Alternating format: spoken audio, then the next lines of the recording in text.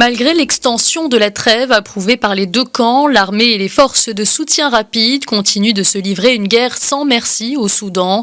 Khartoum est défiguré par les bombardements intenses et nombreux. Le bilan provisoire des 2 dernières semaines s'élève désormais à plus de 500 morts et des milliers de blessés. Le sort des civils inquiète grandement la communauté internationale. Il n'y a ni eau ni électricité et il ne reste plus de biens essentiels. Cette dame âgée est malade et elle ne peut même pas avoir accès à ses médicaments. Nous sommes assis dans cet endroit depuis 4 jours maintenant. Un nombre important de personnes se ruent sur les bus et le ticket vaut plus de 500 $. C'est à peine croyable.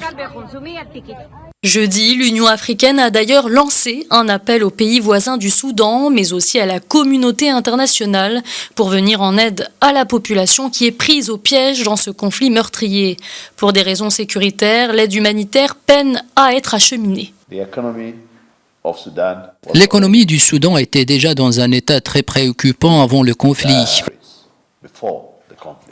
Maintenant, nous parlons du Soudan tout entier et la population doit subir crise sur crise.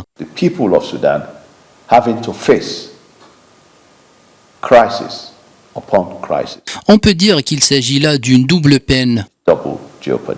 Dans ce climat de chaos, de nombreux Soudanais sont contraints de fuir.